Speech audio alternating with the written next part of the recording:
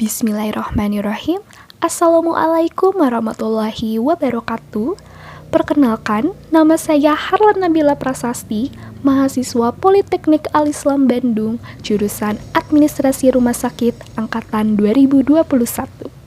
Di sini saya akan menyampaikan tugas mata kuliah kewarganegaraan membuat Wise Voice tentang cara menghindari praktek korupsi.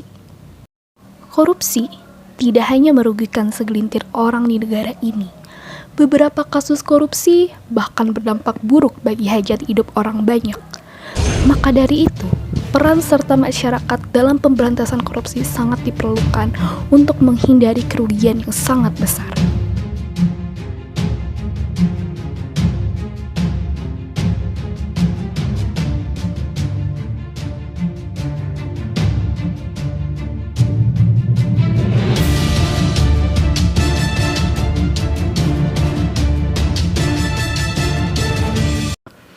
Sayangnya, banyak masyarakat yang tidak menyadari bahwa kontribusi mereka sangat krusial untuk memberantas korupsi. Padahal, sekecil apapun kontribusi tersebut akan sangat berarti bagi upaya pemberantasan korupsi di Indonesia. KPK atau Komisi Pemberantasan Korupsi menangkap puluhan koruptor dan telah dijebloskan ke bui. Mereka rata-rata bukan orang sembarangan, ada gubernur, anggota DPR, bupati, bahkan menteri. Dalam menindak korupsi, KPK fokus pada apa yang disebut big fish, pelaku korupsi kelas kakap, tindak korupsi yang merugikan negara dalam jumlah tak terkira, atau dampaknya sangat menyengsarakan masyarakat. Terhadap semua itu, KPK tak pandang bulu. Begitu terendus, semua akan ditindak tegas hingga tuntas. Kemanapun koruptor bersembunyi, akan terus dilacak dan dikejar. Maka dari itu, berikut adalah cara menghindari praktek korupsi. Yang pertama adalah pantang terlibat tindak pidana korupsi. Mulai dari diri sendiri adalah kata yang paling tepat untuk menggambarkan poin ini.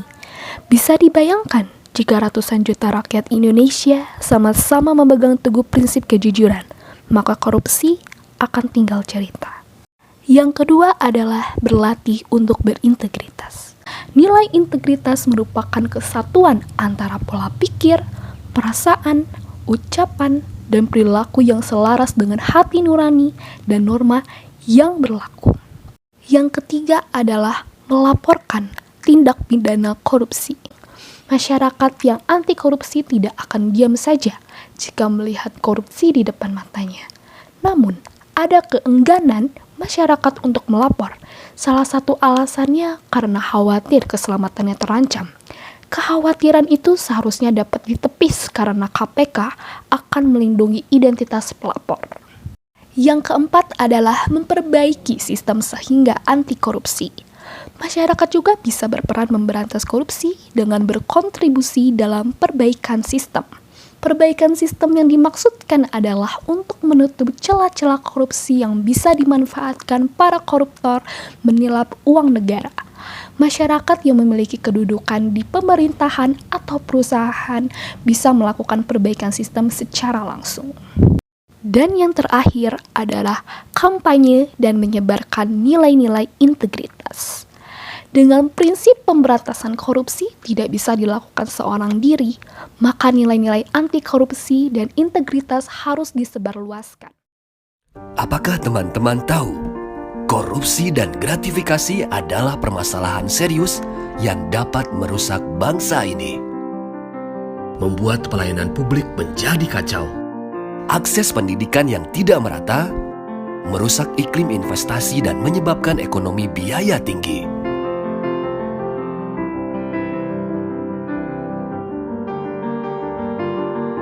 Menyebabkan diskriminasi dalam berkarir dan sulitnya mengejar prestasi di kancah dunia. Karena itu, mari kita semua bersatu untuk memutus mata rantai korupsi dan gratifikasi. Jadilah pahlawan integritas dan hapuskan diskriminasi akibat korupsi. Berjuang untuk bebas dari korupsi dan gratifikasi, karena bangsa merdeka adalah bangsa yang adil dan sejahtera. Wujudkan Indonesia merdeka tanpa korupsi dan gratifikasi. Mungkin cukup sekian yang dapat saya sampaikan. Mohon maaf apabila ada kesalahan kata dari saya. Wabillahi taufik walhidayah. Wassalamualaikum warahmatullahi wabarakatuh.